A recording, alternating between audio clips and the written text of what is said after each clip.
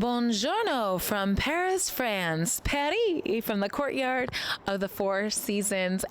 If you asked me a year ago, if you asked me 6 months ago, if you ever asked me, could you imagine yourself doing a podcast from Paris, France in the courtyard of the Four Seasons? I'd be like, who are you talking about? Yeah, no.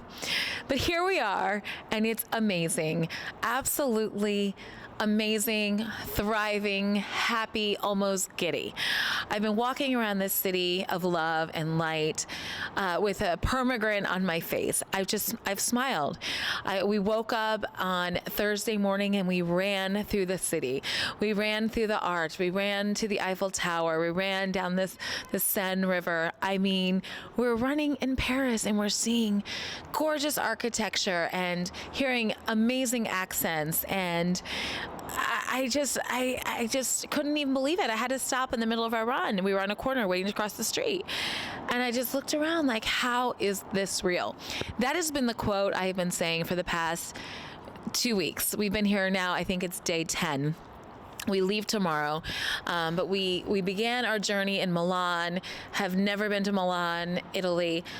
Unbelievable. Again, like I said in the podcast before, I never had a passport until last year. Then we traveled to the Alps and we skied the Alps. We skied the Alps. I mean, how is that even possible? And then we left the Alps and I had the time of my life. And then we went to Paris, and we are wrapping this amazing once in a lifetime kind of trip for me in Paris, France. And we came to Paris in December. I fell in love with it.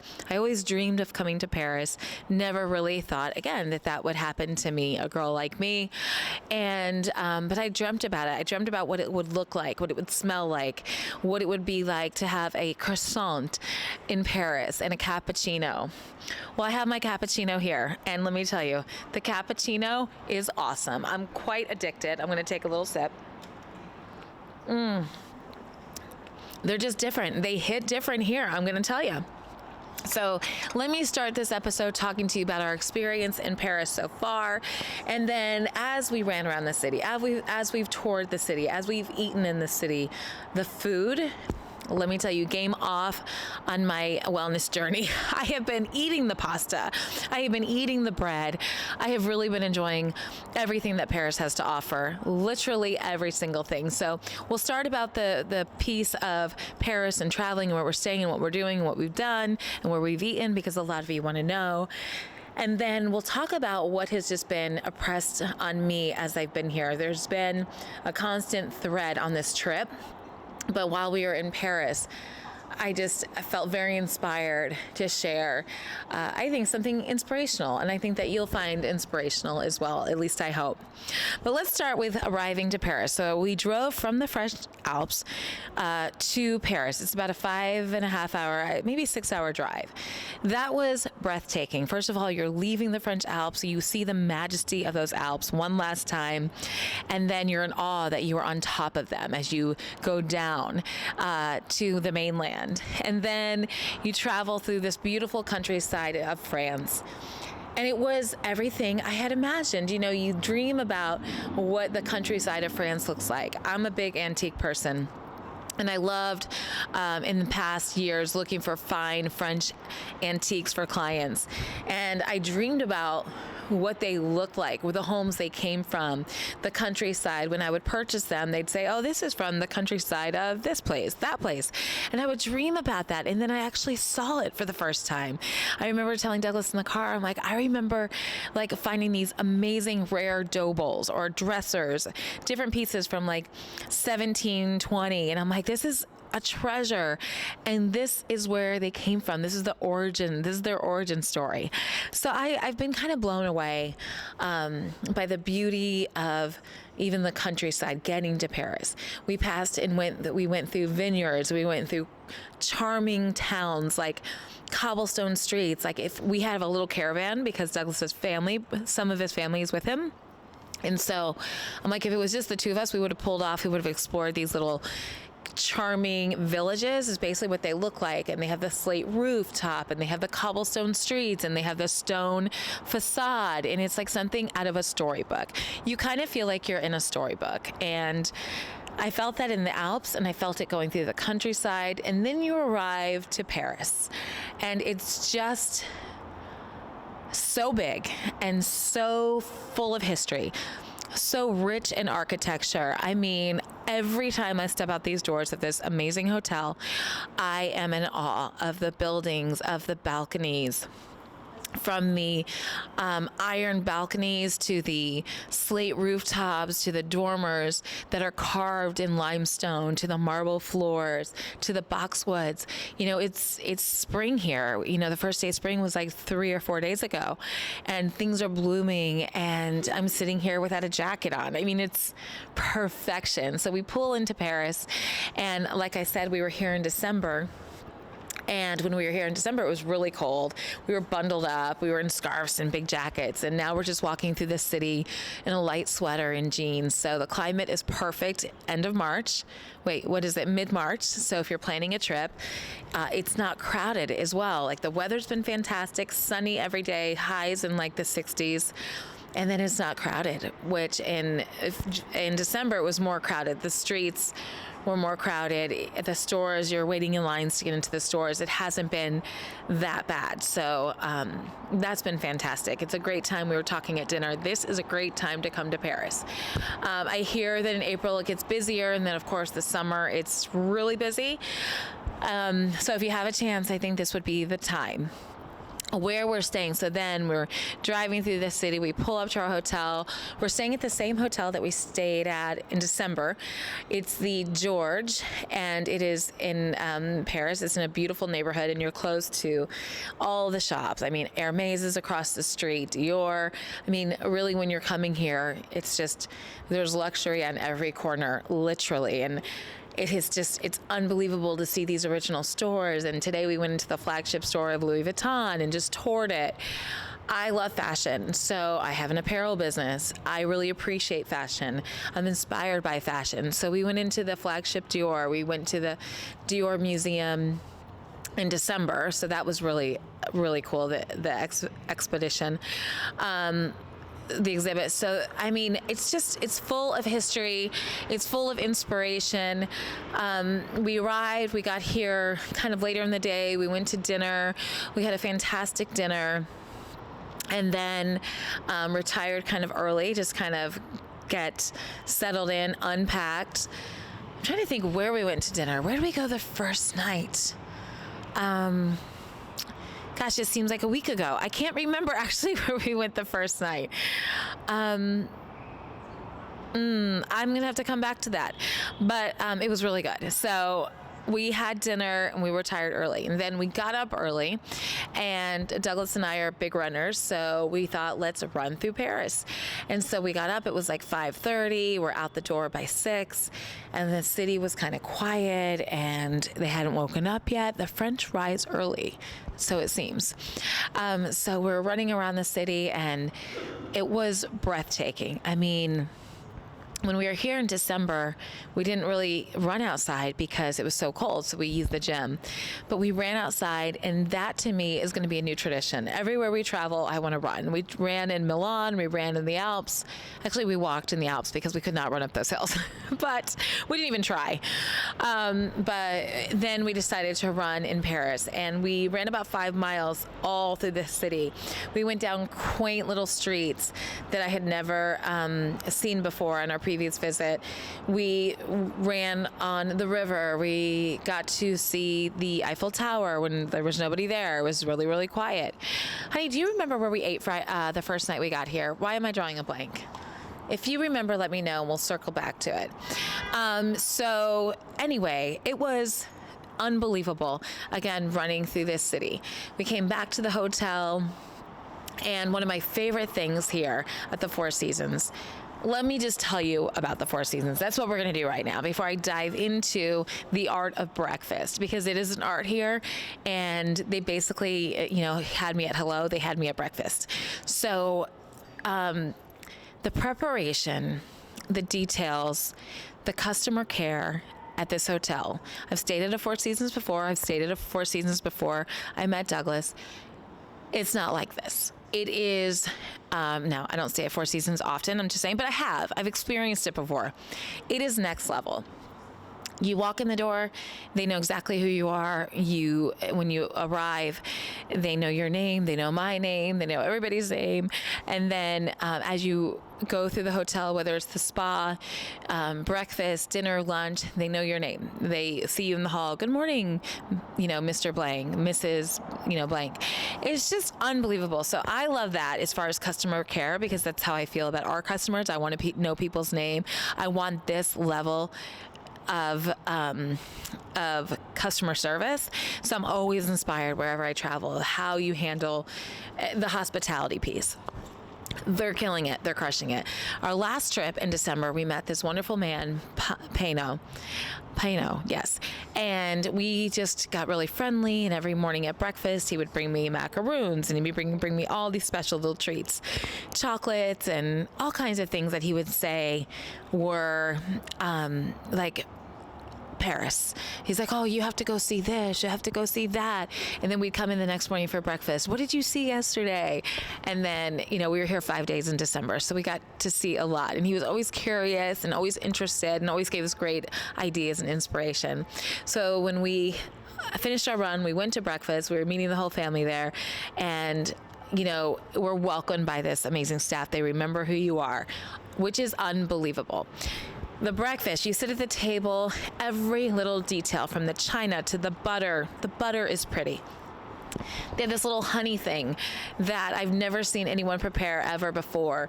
And it's like this special little honey seed that you put in your coffee, and then it's all the different jams and jellies, but they're on this marble little jelly stand. And then, the cappuccino served in beautiful china. And then I'm like, where did they get this china? I'm like flipping over the china because I'm that girl. I want to know where they got the jelly stand, where they got the china, where the butter dish came from, because I've never seen it. It's all made for the Four Seasons. So I kind of love, as a designer, just all the beautiful details that are at breakfast and really at every meal. When they bring your eggs out, they have a silver cloche. It's the presentation. It's just like a whole thing. So we just loved this hotel so much. We definitely wanted to come back and stay at it. So it's been a real treat. We went out for the day and we explored this beautiful city again, just going into these amazing flagship stores like Dior. A lot of you are asking, what did I buy? Because I did take a picture when I was in Chanel, but you would be proud of me. I actually did not buy a Chanel bag. I admire Chanel, and I looked at all the things. I'm like, I'm really good. I feel like I love all my bags. So I passed on Chanel, but I did find a cute little bag at Celine. I've never had a bag from Celine. It's a great price point for a bag. And it's like this cute little woven and leather Celine bag for like summer, like a little rosemary bag. I picture it, with a cute summer dress or denim shorts and a linen shirt and a cute sandal. So I'll have to show you when I unpack it. But so I do love the idea of getting something special from each city. So I thought in Paris, I wanted to get a cute little handbag. I got the kids some souvenirs like Paris sweatshirts from Kith. Kith is a really cool store, and my kids love that. So we went to Kith, found a really cute pair of like Adidas Sambas, and they're like a special edition, and they're like white and cognac, but like a buttery cognac, like softer, like super neutral. I was really excited about those. I'm like, I have never seen these. I've never owned a pair. I've always loved them, and I know they're like a thing right now, so I did get those because my shoes were killing me. I only brought a pair of Golden Goose, and I have like these giant blisters from my Golden Goose. So I did get a new pair of sneakers. Pretty excited about that. So anyway, but we've just been enjoying all these flagship stores. It's the experience. I mean, every store is such an experience. You go into Chanel just to look, and they're offering you cappuccino and water. And you go to Dior, and they're offering you something. And wherever you go, Louis Vuitton, they gave us a tour today, this amazing tour. When we're at Chanel, Douglas has his daughter with him as well. And we're like, can we take a picture on the stairs? The stairs that were from the original Chanel flagship store as well. And that's kind of a whole thing. So it's just been really fun. Both I'm into fashion, his daughter's into fashion. We've really bonded. I've had a good time with his kids, his oldest son and his daughter, getting to know them better. So that's been just really fun. It's probably my favorite thing, is just us all getting to know each other better in the whole trip. nonstop, from skiing to accommodations, to, sitting at dinner. It's just been a really good time to get to know and have conversation. And it's been fantastic. So that's kind of what we've been up to, just kind of browsing this beautiful city and then having great dinners. We went to dinner at Bambini last night, and Bambini is like an incredible Italian place, really great vibe, really fun vibe, kind of young. Everyone in there is stunning and dressed to the nines, you know what I mean? And it's just really close to the Eiffel Tower. So you can see, we actually had an outdoor table and you can see the Eiffel Tower from your table, but then we were chilly, so we moved inside. Coco was our first night. Thank you. Our first night, because everybody wants to know where we're eating, is Coco. So take notes. Coco was the first night. A really fantastic restaurant. It's got a great vibe as well, and live music every night. So we had a reservation, I think it was a late reservation, like at 9 o'clock. And then live music started around 9:30. So if you do go to Coco, go later so you can enjoy the live music. It's so much fun. They come around to your table. You're like dancing, you're singing. And the food is fantastic. I had, what did I have at Coco? I had a filet, and the filet was fantastic, and I think a vegetable. Can't really remember. We had a great, Douglas ordered me when I was at the bathroom, this awesome sorbet with oranges, like a medley of different oranges, and it was to die for. And his daughter brought a friend, and they had amazing dessert as well. So Coco was a win. Bambino was a win. A great place for lunch. We went to Carette, Carette, and they have amazing hot chocolate and the best whipped cream. I had a quiche there, a slice of quiche with goat cheese and tomatoes, and a fantastic cappuccino. And the hot chocolate I did not have because I knew how good it was, and I was saving my hot chocolate experience for the Four Seasons because they have the best hot chocolate. We're going to talk about that shortly. So anyway, the food has been exceptional, from breakfast to lunch to dinners. And listen, I have been enjoying the food. Let's just talk about that. People are like, so are you eating? Are you having a French fry? I've had the French fries. I've had the baguette. I've had the croissants. I've had chocolate croissants. I've had, what's the thing I can never remember the name? Palmiers. I've had all kinds of things, and I have loved it. But we work out while we're away, so it doesn't cause me stress at all. And what I've been hearing is the food here, like the pasta and the bread, it doesn't bloat you. And honestly, I feel like this is necessary to talk about. It hasn't. In fact, I feel like I've lost weight here. So this dress was real tight the other day. I couldn't zip it. I'm zipped. Do you know what I mean? And I had the pasta. I think I should live here. Anyway, it has been absolutely fantastic. So let's talk about the next day. It's today, because we got in Wednesday. I told you about Thursday. And then today was a late morning. We just slept in. The bed at the Four Seasons, next level. I don't know what it is with this bed, but I don't want to get out of it. So we didn't. And we stayed in bed late, and we decided we're not going to work out. We work out hard all the time. We're just going to rest and relax. And we're going to meander down to breakfast because it's my favorite thing ever. So we went down to breakfast, and I had incredible poached eggs over spinach. And I had... what else did I have? I had poached eggs and spinach. It was fantastic. And then a cappuccino, of course. Let me have my cappuccino while we're talking. Look at the china. It's so beautiful. Let me tell you something about this china. So let me show you. Hopefully I don't spill it. See this cute little saucer? See how there's like this little brass, flower, like a peony? The Four Seasons, when you walk in, it's filled with unbelievable flowers. It's a whole art. It's a whole thing. And they have this world-renowned florist. And every day they're in the foyer, they're in the halls, changing out the flowers, bringing flowers. They brought us these beautiful flowers just for our podcast. I said, can we have a little area in the courtyard to do a podcast? Douglas was asking. They're like, of course, but can we do something pretty? Can we bring you flowers and a little journal? They had a journal, and they put my initials on it, CE, so you can take notes. And we wanted to bring you a bouquet of flowers. And then Pano, remember I was telling you about Pano? Pano, our server at breakfast, he brought me a dozen of roses this morning at breakfast. And he said, I've been following you ever since you left here in December. And he's just so happy to see us and hug us. So he brought me beautiful flowers to the table at breakfast and a Four Seasons candle. I mean, it's just, the hospitality is next level. The kindness, I've kind of heard things that people don't think, that the French are nice. I've heard that. I disagree. They've been lovely. They have been accommodating, from people in the streets to the hotel to the shops. We've had a great experience. So anyway, this morning we had breakfast there, and then we left and we met the kids. And we kind of just walked around the city, did some shopping. There were certain things his kids really were hopeful to find, and we kind of just had fun kind of looking for those pieces and exploring. And we've been laughing. We went to this really cool mall, and then across from the mall, it's like the Louis Vuitton mall. And across from it is the headquarters. And then we went inside, and there's like this amazing little Louis Vuitton exhibit. And so they walk you through the history of Louis Vuitton. So we just happened to cross that. That was really fun as well. And again, just being in the city. This morning, before we had breakfast, let me back up.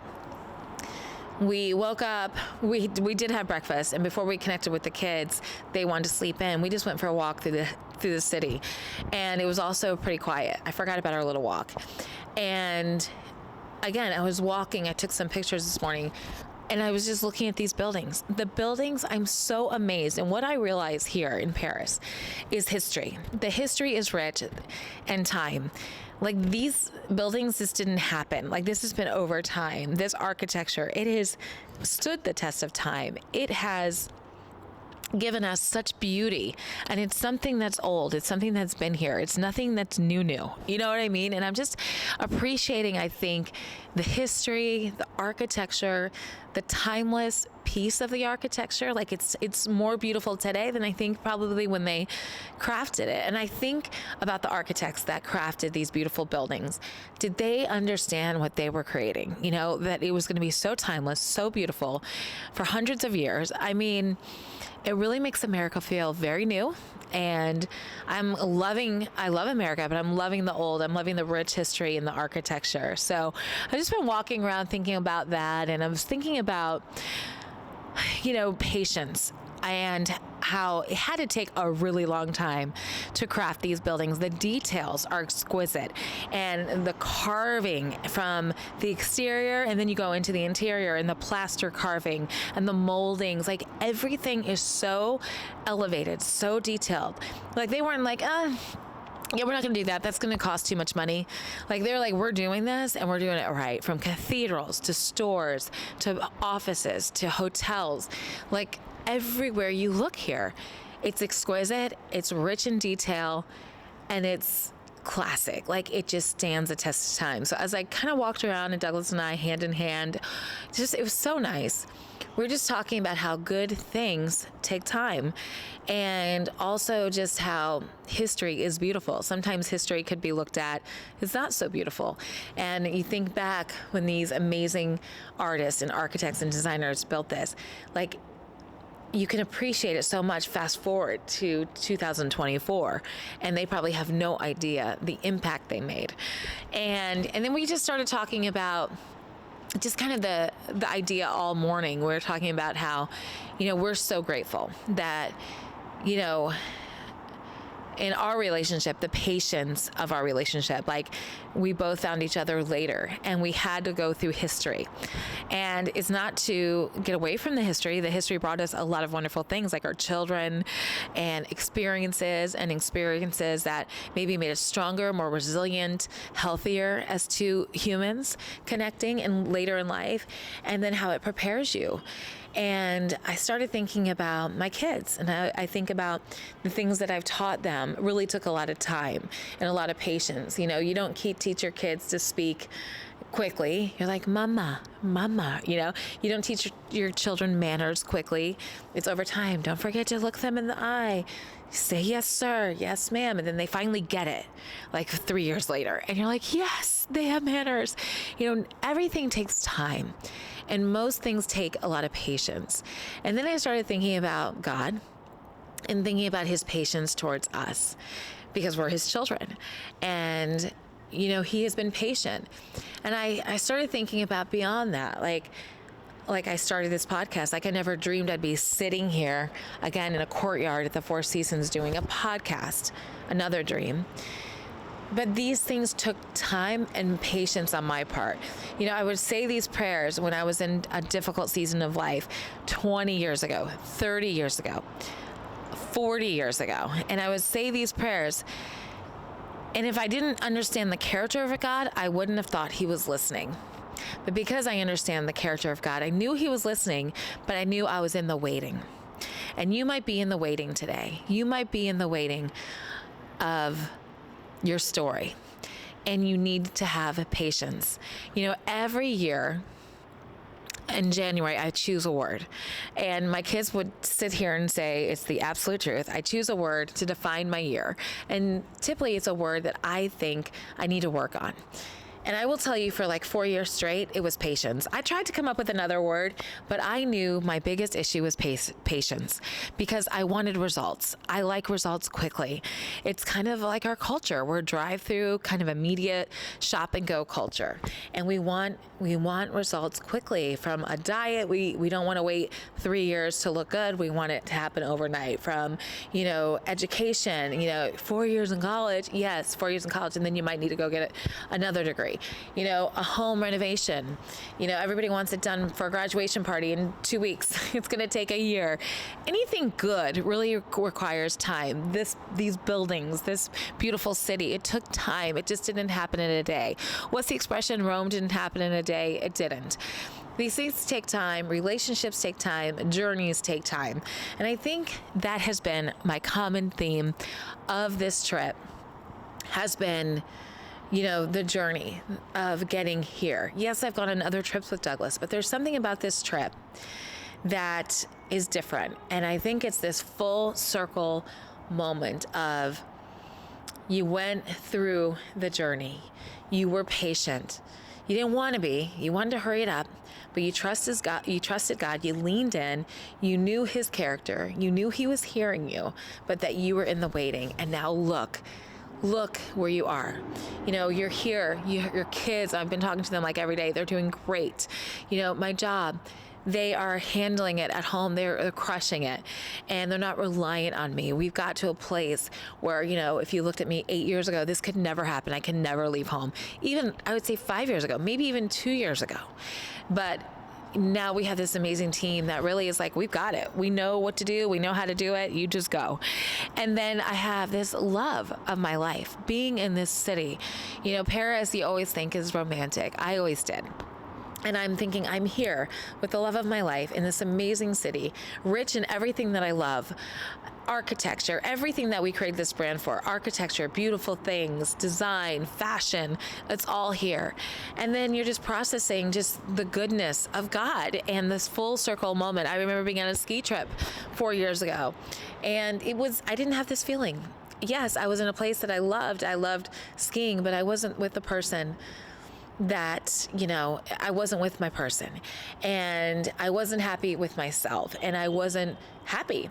And so you just think, wow, it's just amazing. It's full circle. There's a completeness in my heart, and it's these prayers that were unanswered for 40, 30, 20 years.